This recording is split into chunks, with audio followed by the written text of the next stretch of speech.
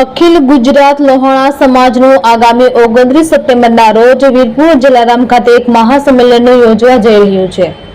આ સંમેલનના કયા કારણથી યોજાઈ રહ્યું છે તે અંગે અખિલ ગુજરાત લોહાણા સમાજના નવનિર્વાચિત પ્રમુખ જીતુભાઈ લાલે આજે પત્રકાર પરિષદ યોજીને જણાવેલ। સમગ્ર ભારતમાં ક્યાંક પણ લોહાણા વસતો હોય તેનું મૂળ ગુજરાત જ હોય। આવા સમાજનું પ્રતિનિધિત્વ માટે યુવાનોનું એક મજબૂત સંગઠન હોવું જોઈએ, જેમાં સમાજના લોકોને પડતી મુશ્કેલીઓને સાંભળી શકે તેનું નિવારણ લાવી શકે। આ સંમેલનમાં સમગ્ર ગુજરાતભરમાંથી હજારો રઘુવંશી એકઠા થવાના છે અને આ પ્રકારનું આટલું વિશાળ સંમેલન લોહાણા સમાજ પહેલીવાર યોજવા જઈ રહ્યું છે, જેમાં સમાજના રાજકીય, સામાજિક તેમજ ધાર્મિક સંસ્થાઓના આગેવાનો ઉપસ્થિત રહી સમાજને માર્ગદર્શન પૂરું પાડશે। રિપોર્ટર ભાગ્યેશ ડોબરિયા, વીરપુર। આગામી 29/9/2024 ને રવિવારના રોજ બપોરે 3:30 કલાકે જલારામ બાપાના પવિત્ર ધામ વીરપુર ખાતે એક સમગ્ર ગુજરાતના લોહાણા સમાજનું, અખિલ ગુજરાત લોહાણા સમાજનું એક સંમેલન મળવા જઈ રહ્યું છે।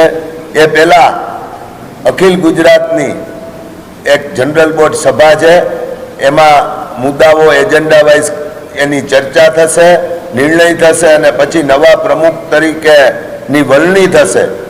એ સંમેલન છે, એ વરણી બાદ એ સંમેલન પહેલીવાર ગુજરાતમાં થઈ રહ્યું છે, જેમાં હજારોની સંખ્યામાં સમગ્ર ગુજરાતમાંથી લોહાણા જ્ઞાતિના સૌ ભાઈઓ, બહેનો, બાળકો ઉપસ્થિત રહેવાના છે અને આ સંમેલનની અંદર સમાજને ભવિષ્યમાં કેવી રીતે આગળ લઈ જાવો, સમાજને એક તાંતણે બાંધી અને વિશ્વભરમાં સમાજની ઓળખાણ રહે અને વિશ્વની સંસ્થા સાથે સાથે મળી અને સમાજ કામ કરે એના માટેના પ્રયાસો છે।